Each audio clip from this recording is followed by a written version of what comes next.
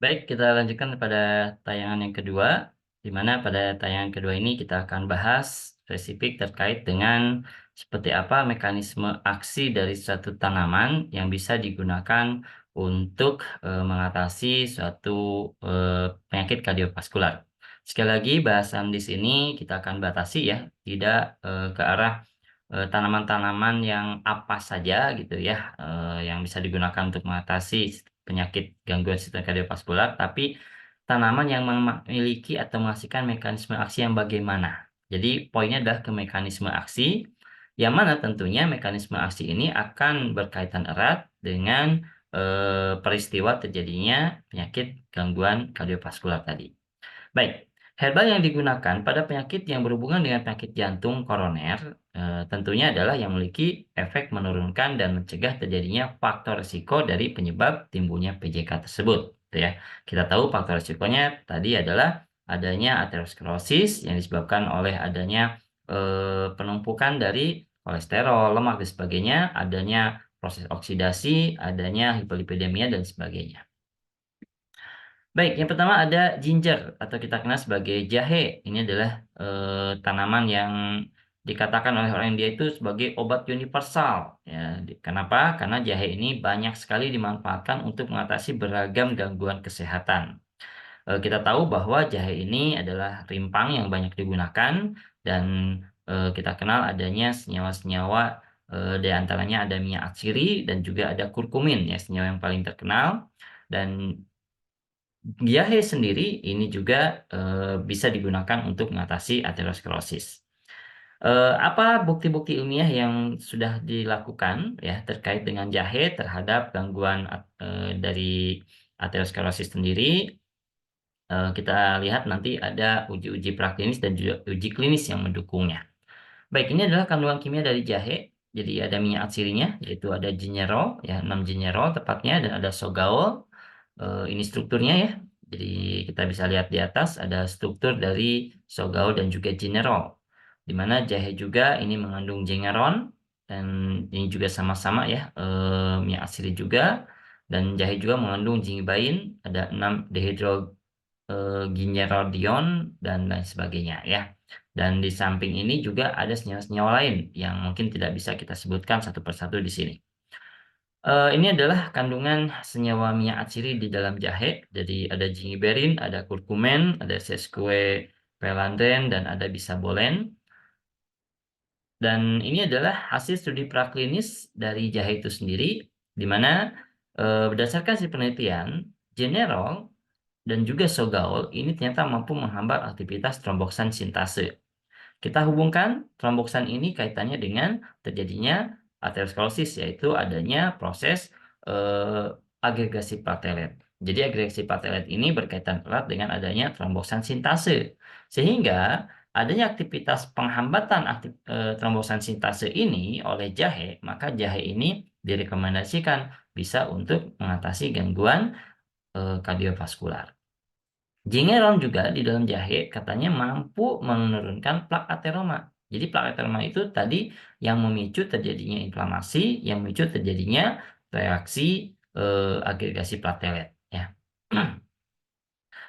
Di mana di sini nanti gingeron ini akan menurunkan deposit kolesterol di arteri dan menurunkan ketebalan aorta. Jadi salah satu terjadinya plak ini kan adanya deposit kolesterol. Jadi jahe punya manfaat nih, menurunkan deposit kolesterol, berarti ada kaitannya tadi dengan terjadinya penurunan ateroma, terjadinya penurunan resiko aterosklerosis.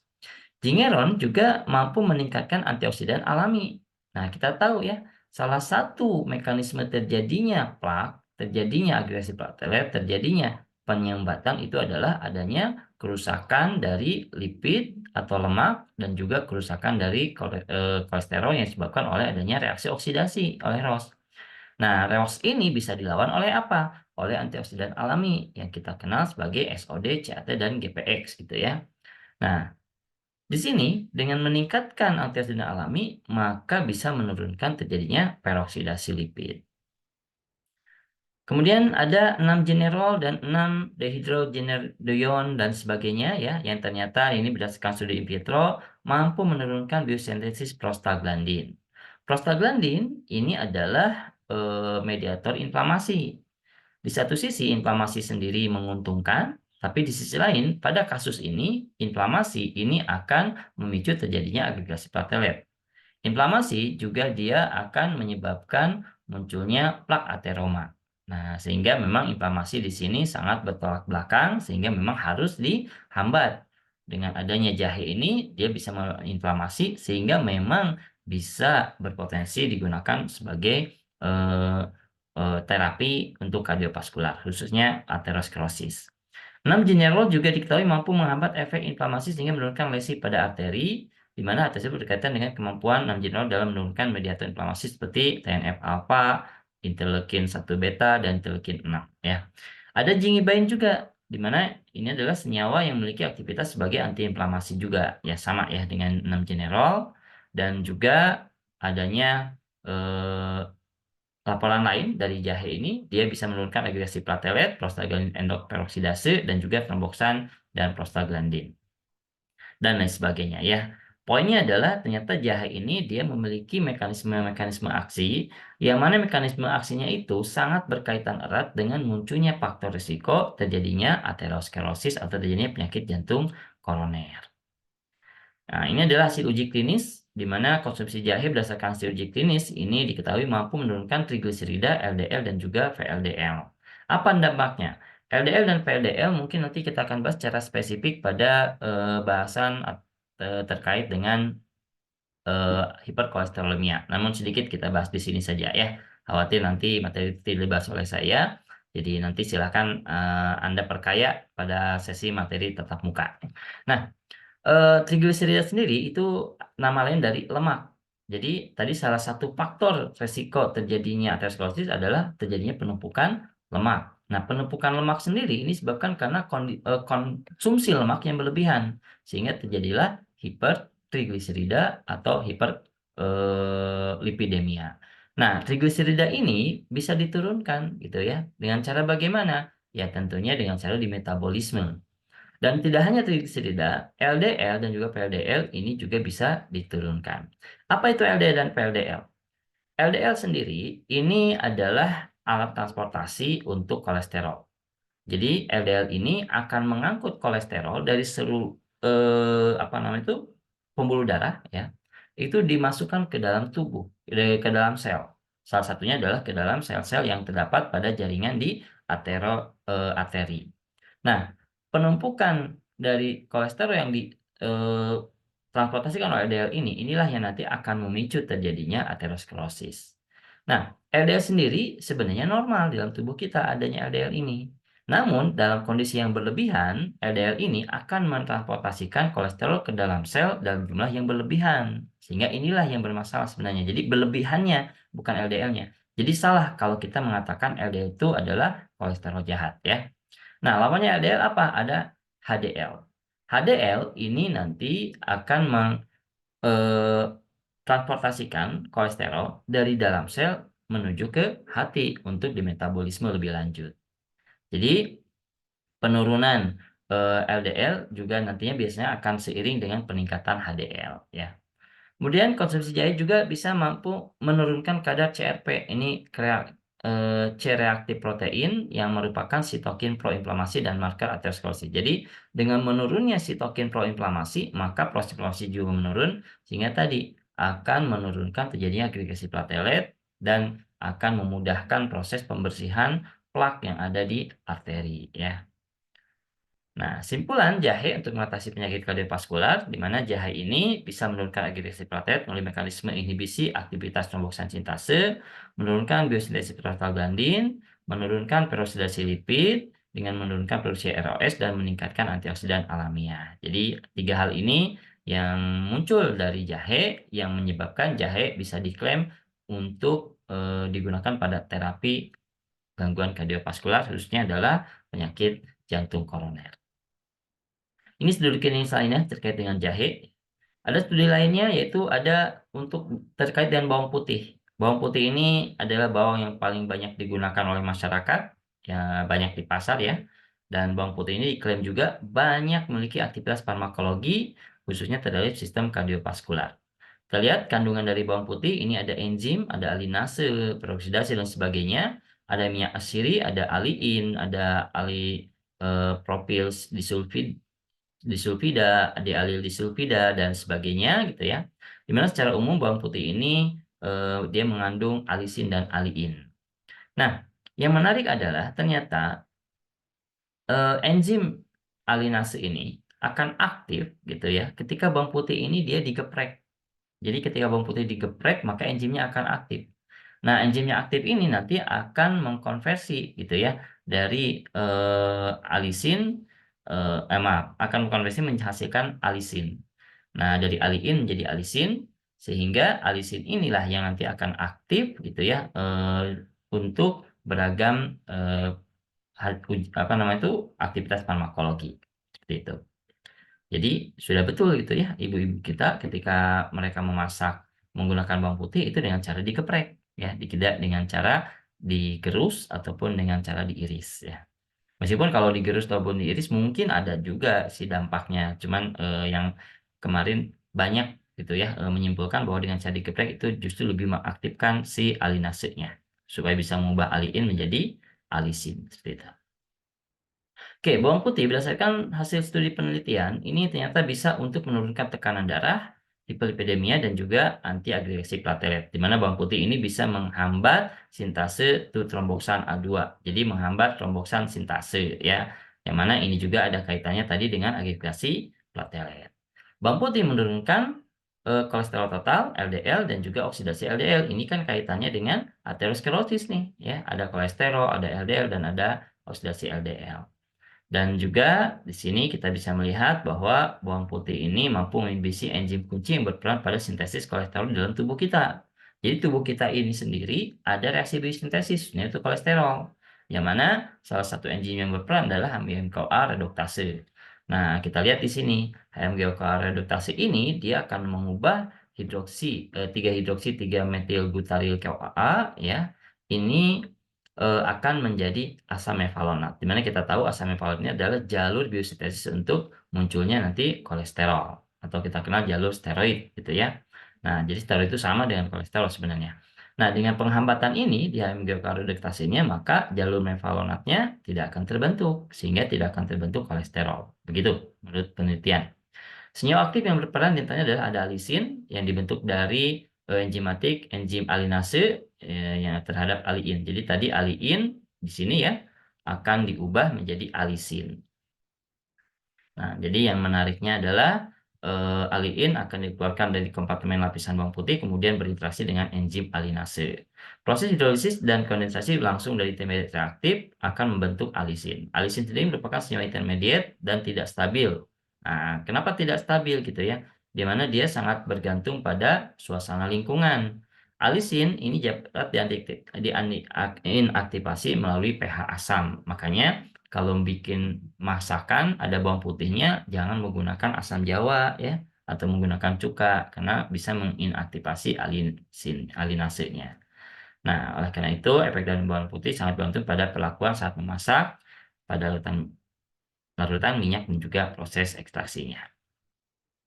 Ini adalah studi in vitro dari bawang putih ya, di mana bawang putih sendiri dia memiliki kemampuan menghambat biosintesis kolesterol tadi ya. Jadi dia menghambat pembentukan jalur mevalonat melalui penghambatan aktivitas enzim HMG-CoA reduktase.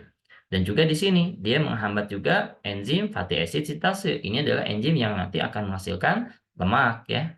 Nah, ekstrak bawang putih juga mampu menginhibisi oksidasi LDL. Nah, di mana LDL sendiri tadi tidak oksidasi dengan adanya ROS. Bawang putih juga ini menginhibisi aktivitas enzim lanosterol 14 demetilase. Apa itu?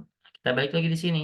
Di sini ada squalen. Squalen itu adalah triterpenoid yang asiklik yang terdiri dari 30 rantai ya dari bentukan methylmalonic acid pathway di mana dia akan diubah menjadi kolesterol oleh adanya enzim namanya adalah lanosterol eh, apa namanya itu 14 demetilase. Nah, jadi ini akan memproduksi kolesterol dari squalen. Nah, penelitian lain menunjukkan adanya aktivitas ya dari beberapa senyawa ini dapat menginhibisi enzim human squalene monooksidase. Nah, tadi ya sama seperti lamosterol 14 demetilase, ujungnya adalah menghambat pembentukan kolesterol. Studi lain juga bisa menghambat biosинtesis asam lemak, ya tadi ya menghambat enzim fatty acid sintase, sehingga di sini asam lemaknya tidak banyak gitu ya, sehingga tidak terjadi penumpukan lemak. Bawang putih juga bisa menurunkan hepatik, trigliserida, dan kadar kolesterol pada tikus setelah tikus diberikan perlakuan ya, dan menurunkan aortic lipid deposition dan sebagainya. Intinya adalah pemberian bawang putih ini secara aktif mampu menurunkan faktor risiko terjadinya aterosklerosis, terjadinya hiperlipidemia, kolesterolemia yang merupakan faktor risiko penyakit jantung koroner. Ini adalah studi lain terkait dengan bawang putih. Kemudian kita masuk ke alpukat. Nah, alpukat ini terbukti dia mampu menurunkan kadar trigliserida gitu ya, total kolesterol dan juga LDL-C atau kolesterol LDL dan juga VLDL-C atau kolesterol VLDL serta meningkatkan HDL. Nah, LDL dan HDL secara rinci akan kita bahas pada eh, materi terkait dengan hiperkolesterolemia. Biji Persia americana menunjukkan efek hipolipidemia dan merupakan terapi alternatif untuk hiperlipidemia dan juga hipertensi. Ini juga faktor risiko terjadinya penyakit jantung koroner. Persia americana atau alpukat juga menurunkan serum kolesterol total. Dan juga aktivitasnya ini diduga muncul karena adanya minyak alpukat yang mana di dalamnya terkandung senyawa muva yaitu asam oleat. Jadi ada asam oleat di dalamnya ya. Kemudian ada ginkgo biloba, ini juga mengandung banyak senyawa, ada ginkolite, ada flavonol, ada flavon dan sebagainya ya. Di mana ginkgo ini mampu meningkatkan fungsi kognitif otak. Makanya banyak ya produk-produk kesehatan yang ditujukan untuk meningkatkan kognisi otak itu isinya adalah ginkgo biloba. Nah, ginkgo B ini diketahui mampu menginhibisi platelet activating factor. Jadi bisa menginhibisi faktor-faktor yang mengaktifasi platelet supaya bisa melakukan agregasi. Jadi ini fungsinya sama ya seperti pada jahe yang juga bawang putih, yang mana jahe dan bawang putih ini bisa menghambat terjadinya aktivasi platelet sehingga terjadinya agregasi platelet. Ada jati Belanda ini juga kandungannya bisa Anda lihat di sini ya. Ada minyak atsiri dan juga ada tanin dan sebagainya. Sebenarnya kalau jati Belanda ini lebih banyaknya dia menurunkan berat badan gitu ya. Di mana jati Belanda ini mengandung tanin, yang mana tanin ini nanti akan mempengaruhi permeabilitas lemak minyak usus, sehingga yang terjadi adalah adanya penghambatan absorpsi dari lemak dan sebagainya. Nah, uji praklinis dari dan jati Belanda ini mampu menurunkan aktivitas enzim lipase pankreatik secara nyata sehingga mampu menurunkan penyerapan lemak ke dalam tubuh. Jadi, lipase ini adalah enzim yang bertugas memetabolisme lemak di usus supaya dia menghasilkan asam lemak atau monogliserida yang mana dia bisa diserap. Kalau dalam bentuk masih trigliserida nggak bisa diserap ke dalam usus sehingga dia hanya lewat saja. Makanya di sini bisa mengurangi terjadinya penyerapan lemak di usus. Ini adalah uji klinis lain ya terkait dengan berat badan ya tadi ya karena lemaknya tidak diabsorpsi maka berat badan juga bisa menurun. Baik, berikutnya kita lanjutkan pada gangguan lainnya, yaitu fitofarmaka hiperterapi atau fitoterapi untuk hipertensi, ya, hiperterapi. Jadi fitoterapi untuk hipertensi. Nah, hipertensi sendiri ini adalah penyakit yang juga berkaitan erat dengan sistem kardiovaskular, berkaitan erat dengan penyakit jantung koroner, berkaitan erat dengan aterosklerosis. Namun, tidak setiap hipertensi disebabkan oleh aterosklerosis. Hipertensi ini banyak penyebabnya sebenarnya. Jadi hipertensi ini bukan penyakit menurut saya, tapi lebih ke arah gejala, gitu ya. Gejala yang atau alarm yang menunjukkan adanya gangguan di sistem kardiovaskular. Kita lihat seperti apa. Seperti biasa, ketika kita berbicara tentang hipertensi, tentang suatu penyakit, maka kita akan berbicara dulu pertama homeostasisnya, kedua organ-organ yang terlibat, yang ketiga adalah patologinya gitu ya. Organ terlibat berarti di homeostasis ya. Patologinya, kemudian tanaman yang bagaimana yang bisa digunakan untuk mengatasi hipertensi. Baik, singkat saja, ini adalah homeostasis dari sistem tekanan darah kita, di mana tekanan darah ini melibatkan dua molekul, ada renin, ada angiotensinogen. Ini yang paling umum, gitu ya. Ini paling umum dikenalkan pada saat kita membahas terkait dengan mekanisme aksi atau homeostasis dari tekanan darah. Nah, renin dihasilkan oleh ginjal, sedangkan angiotensinogen itu dihasilkan oleh hati, di mana keduanya akan berperan membentuk suatu sistem yaitu RAS atau renin angiotensin aldosteron system. Kenapa ada aldosteron? Nanti kita akan bahas ya. Ini adalah hormon ataupun neurotransmitter yang berperan pada pengaturan tekanan darah. Kita kenal ada norepinephrine, ada epinefrin, ada ADH, ya antidiuretik hormon, dan juga ada aldosteron, yang mana masing-masing ini memiliki peranan. Jadi silakan nanti Anda bisa baca peranannya seperti apa. Dan ini adalah penghasilnya. Jadi aldosteron itu dihasilkan dari mana, epinefrin dari mana gitu ya. Baik. Ini adalah mekanisme normal dari sistem homeostasis dari tekanan darah. Jadi ketika terjadinya penurunan tekanan darah atau hipotensi, maka ginjal secara otomatis dia akan mengeluarkan renin. Jadi reninnya akan meningkat. Renin sendiri ini adalah enzim. Fungsinya apa? Dia akan mengkonversi angiotensinogen yang dikeluarkan oleh hati, ya, yang mana nanti akan diubah menjadi angiotensin 1. Angiotensin 1 ini nanti juga akan dikonversi oleh enzim lain yaitu AC atau angiotensin converting enzyme akan diubah menjadi angiotensin 2. Di mana angiotensin 2 ini akan berinteraksi dengan reseptornya sehingga menyebabkan terjadinya vasokonstriksi. Jadi ketika awalnya tekanan darah turun, ya kan tekanan darah turun itu bisa jadi volume darahnya mungkin akan tetap, tapi si pembuluh darahnya terlalu lebar sehingga diturunkan tuh pembuluh darahnya, sehingga tekanan darah menjadi normal kembali. Nah, angiotensin 2 juga selain dia berinteraksi dengan reseptor menghasilkan vasokonstriksi juga akan memicu pengeluaran aldosteron oleh kelenjar pituitari. Ya, oleh kelenjar di mana nanti aldosteron ini akan memicu reabsorpsi natrium dan juga air. Jadi air yang sudah dikeluarkan mau diekskresikan, sebelum diekskresikan ternyata air tersebut akan diabsorpsi kembali termasuk natriumnya. Nah, ketika terjadinya reabsorpsi ini, maka volume air dalam cairan tubuh itu tetap ya, volumenya bahkan meningkat gitu ya. Kenapa? Karena terjadi pengambilan kembali. Sehingga lambat laun tekanan darah akan meningkat. Jadi tekanan darah di sini meningkat dengan terjadinya reabsorpsi natrium dan juga air dan juga vasokonstriksi pembuluh darah. Baik, saat terjadi penurunan tekanan darah seperti ini yang terjadi, ini bahasan yang tadi saya sampaikan gitu ya, Anda bisa baca juga. Dan bagaimana kalau ternyata tekanan darah itu justru meningkat? Ketika tekanan darah meningkat, maka yang di sini lupa ya, satu belum tidak tercantum ya. Ketika terjadi peningkatan tekanan darah, maka akan jadi peningkatan tekanan di atrium kanan. Jadi di bagian jantung terjadinya peningkatan. Sehingga di sini akan memicu terjadinya pengeluaran ANP atau atrial natriuretic peptide. Nah, ANP ini akan menghambat RAS. Nah, tadi ya, RAS itu kan untuk meningkatkan tekanan darah, sehingga ketika RAS dihambat, maka terjadi penurunan tekanan darah. Selain itu, juga akan menurunkan pengeluaran ADH, antidiuretik hormon. Di mana antidiuretik hormon sendiri ini akan memicu terjadinya pengeluaran urin. Diuretik itu kan mengeluarkan urin berlebihan dari dalam tubuh kita, ya. Nah, kemudian nanti reabsorpsi natrium dan air ini akan dihambat di ginjal karena tadi terjadi penghambatan RAS dan juga terjadinya pengeluaran natrium dan juga air sehingga tekanan darah menurun. Salah satunya disebabkan karena adanya penurunan volume cairan darah. Nah, penghambatan sistem RAS juga ini bisa menghasilkan vasodilatasi. Kenapa? Karena pada saat penghambatan ini maka apa namanya itu?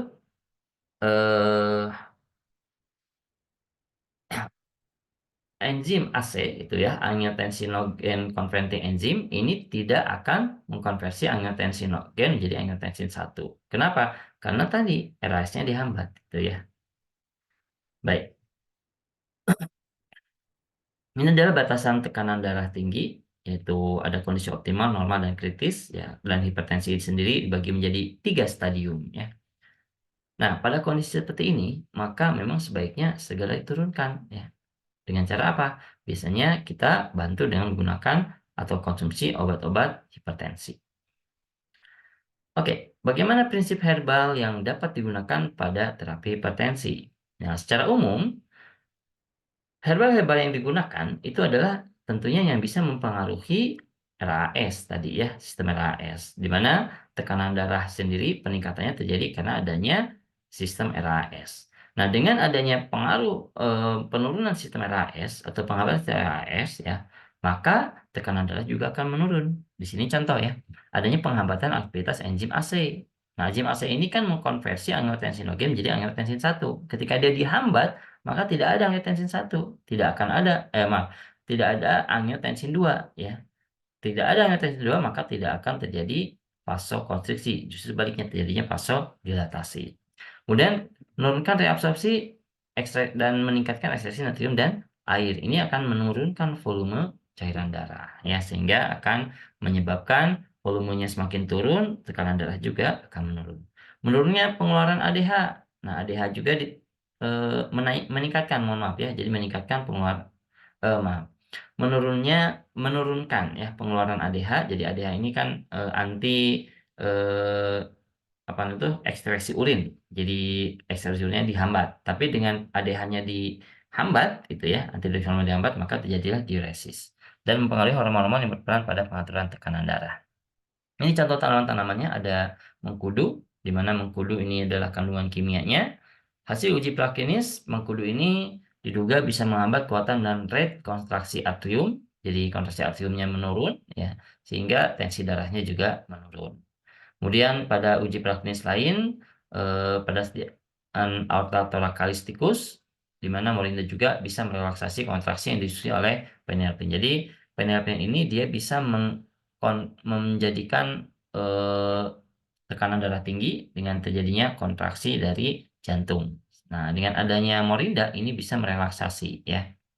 Nah, hasil menunjukkan bahwa efek spasmolitik dan vasodilatasi diduga terjadi melalui penghambatan kanal kalsium dan pelepasan kalsium intraselular. Jadi ini adalah mekanisme aksinya, sehingga ketika ada tanaman-tanaman seperti ini, tidak hanya morinda ya, tanaman lain, maka bisa kemungkinan dimanfaatkan untuk mengatasi hipertensi.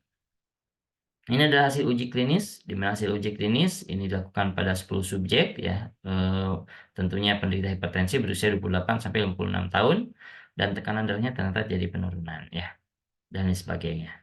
Kemudian ada Rosella. Rosella kita kenal memiliki rasa asam karena kandungan vitamin C yang tinggi dan ternyata ada juga senyawa-senyawa lainnya dari Rosella ini yang ternyata hasil pengujian secara in vitro infusa bunga Rosella ini bisa menurunkan tekanan sistolik, berarti ini secara in vivo ya, mohon maaf ya. Di mana infusa bunga Rosella ini yang setara dengan 9,6 mg antosianin ini dapat menurunkan tekanan sistolik. Ekstrak hibiscus ini juga dapat menurunkan tekanan sistolik dan diatolik pada pasien dengan hipertensi ringan hingga sedang ya. Dan kemungkinannya apa mekanisme aksinya? Dia menghambat adanya aktivitas dari enzim pengkonversi angiotensin atau angiotensin converting enzim ya. Jadi dia sebagai inhibitornya. Ini juga tadi berkaitan dengan RAS ya.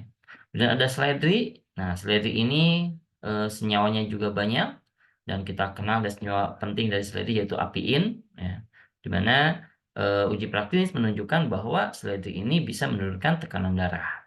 Nah, ini ujinya kebetulan pada kucing dan ada juga kumis kucing. Nah, kumis kucing ini juga mengandung senyawa khas namanya adalah ortokromen, di mana dia juga mengandung minyak atsiri dan juga senyawa-senyawa lainnya.